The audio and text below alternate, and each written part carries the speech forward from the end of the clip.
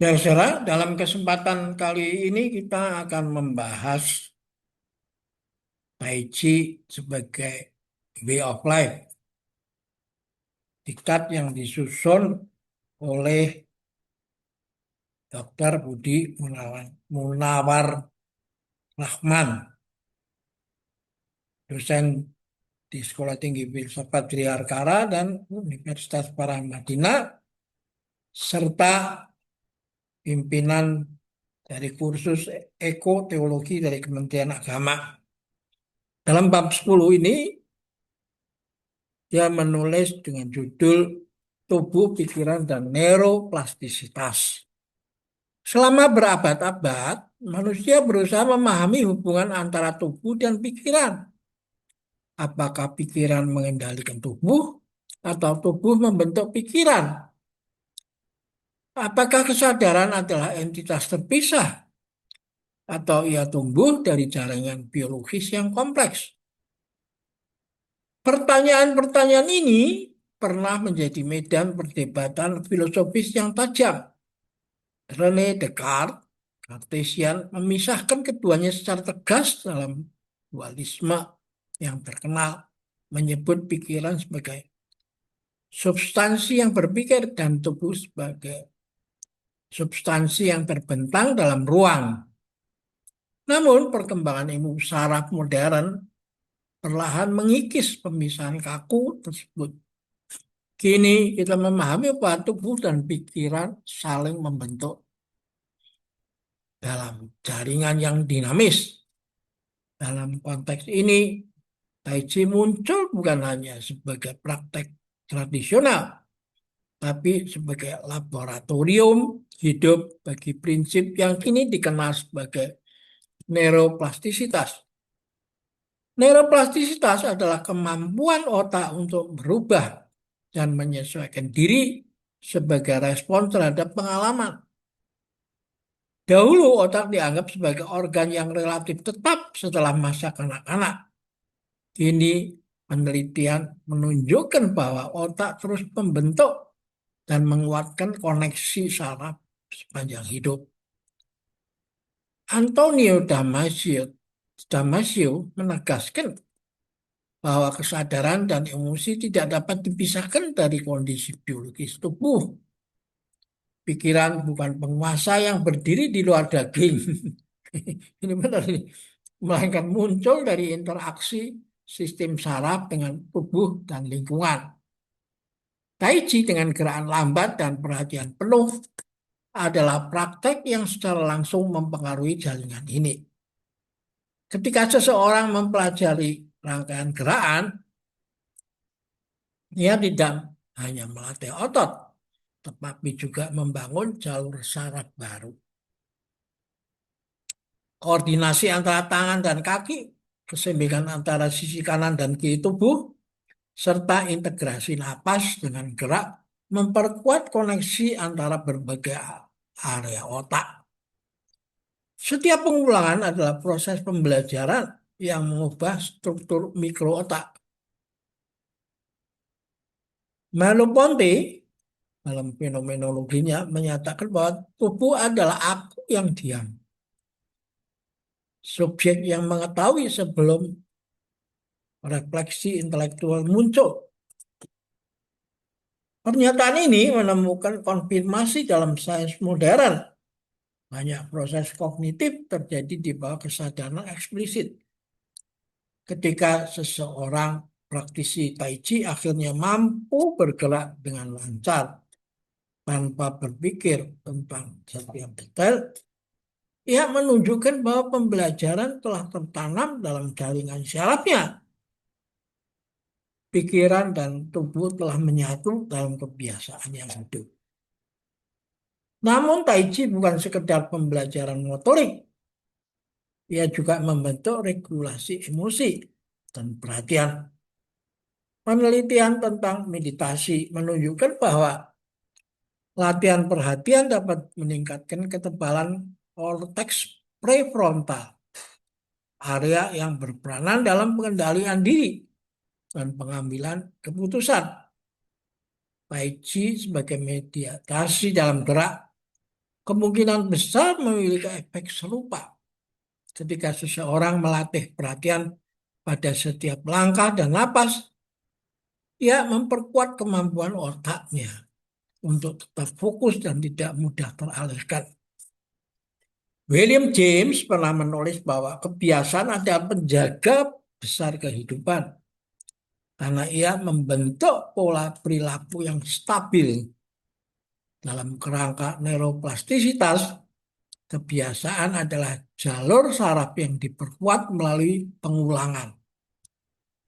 Jika seseorang terbiasa bereaksi dengan marah dan atau cemas, jalur itu akan semakin kuat. Namun jika ia melatih respons yang tenang dan sadar, jalur baru terbentuk. Tai Chi menjadi sarana membangun kebiasaan saraf yang lebih seimbang. Dalam latihan Tai Chi, seseorang mungkin awalnya merasa canggung, gerakan terasa asing dan sulit. Namun seiring waktu, tubuh mulai mengingat. Aristoteles menyatakan bahwa kebajikan terbentuk melalui latihan yang konsisten. Dalam konteks neuroplastisitas, latihan itu secara lateral mengukir pola baru di otak. Kebajikan somatik terbentuk seiring dengan kebajikan moral. Nietzsche berbicara tentang manusia sebagai makhluk yang dapat menjadi apa yang ia latih. Meskipun ia ia tidak menggunakan istilah neuroplastisitas, gagasannya tentang pembentukan diri melalui latihan sejalan dengan temuan modern. Tai Chi bukan sekedar aktivitas fisik, ia adalah proses pembentukan diri yang berkelanjutan. Hubungan antara tubuh dan pikiran juga terlihat dalam regulasi stres. Ketika seseorang berada dalam tekanan, sistem saraf simpatik aktif, memicu respons lawan atau lari, fight atau flight. Ya. Jika respon ini terus-menerus aktif, ia dapat merusak kesehatan. Tai Chi dengan gerak lambat dan napas dalam mengaktifkan sistem saraf parasimpatik. Pola ini jika dilatih berulang-ulang dapat memperkuat kemampuan tubuh untuk kembali ke keadaan tenang setelah stres. Dalam istilah neuroplastisitas, tubuh belajar pola regulasi baru. Namun untuk menghindari klaim berlebihan, Tai Chi bukan solusi tunggal untuk semua gangguan neurologis atau psikologis. Efeknya bervariasi antar individu dan tergantung pada intensitas serta konsistensi latihan. Sikap ilmiah menuntut kita untuk membedakan antara kemungkinan manfaat dan kepastian empiris. Seperti yang diingatkan oleh Immanuel Kant, kita harus berani menggunakan akal sendiri dalam menilai klaim. Di sisi lain, bukti yang ada menunjukkan bahwa latihan gerak sadar dapat memperlambat penurunan kognitif pada usia lanjut dan meningkatkan keseimbangan serta koordinasi. Ini bukan keajaiban, melainkan konsekuensi dari stimulasi saraf yang berkelanjutan. Otak yang aktif dan terlatih cenderung mempertahankan fleksibilitasnya lebih lama. Neuroplastisitas juga menantang pandangan fatalistik tentang diri. Jika otak dapat berubah, maka pola pikir dan perilaku pun dapat berubah. Tai Chi mengajarkan harapan yang realistis, perubahan yang membutuhkan waktu dan latihan. Tetapi, tetapi mungkin, jadi perubahan membutuhkan waktu dan latihan. Tetapi mungkin itu mungkin. Ya. Dalam dunia yang sering menawarkan solusi instan, pesan ini sederhana namun radikal. Martin Heidegger berbicara tentang manusia sebagai makhluk yang selalu berada dalam proses menjadi. Ya, neuroplastisitas memberikan dasar ke biologis bagi pandangan itu. Menjadi manusia yang becoming ya. Kita bukan entitas statis, melainkan sistem yang terus berkembang. Tai Chi menjadi praktek yang mengaktualisasikan potensi itu. Namun neuroplastisitas juga memiliki sisi gelap. Otak dapat memperkuat pola negatif jika tidak disadari. Kebiasaan buruk, kecanduan, dan pola pikir destruktif dapat menjadi semakin kuat melalui pengulangan. Oleh karena itu, kesadaran menjadi kunci. Tai Chi tidak hanya mengandalkan pengulangan mekanis, tapi pengulangan yang sadar.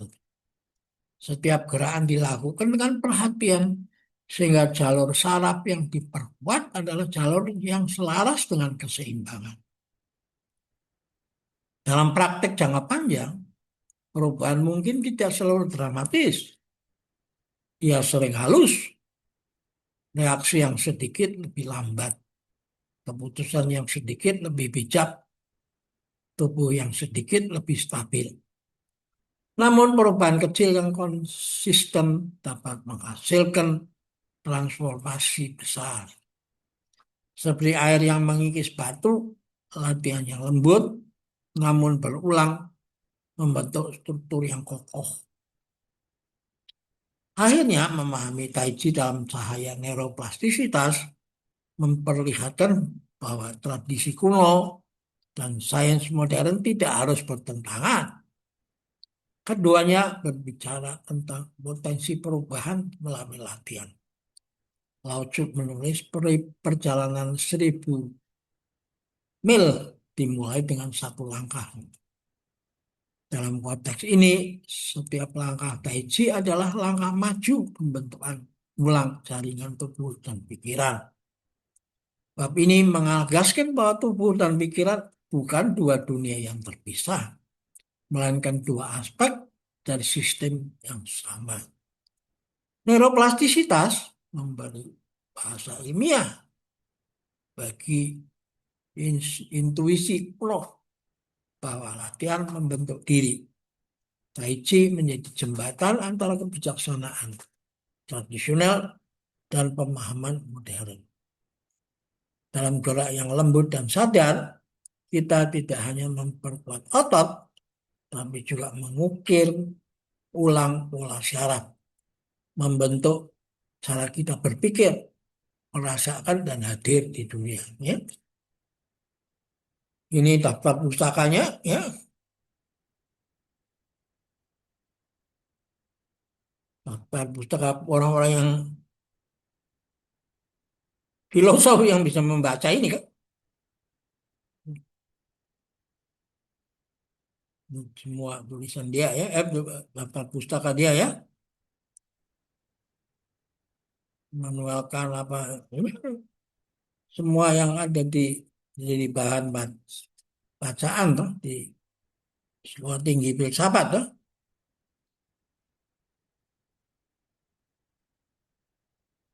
Ya, saya bisa habis di sini dulu dan kita ketemu pada berikutnya. Ini sudah nomor 10, jadi kita masih ada 20 lagi untuk sehingga diktat ini bisa selesai. Ya, oke. Sampai jumpa lagi.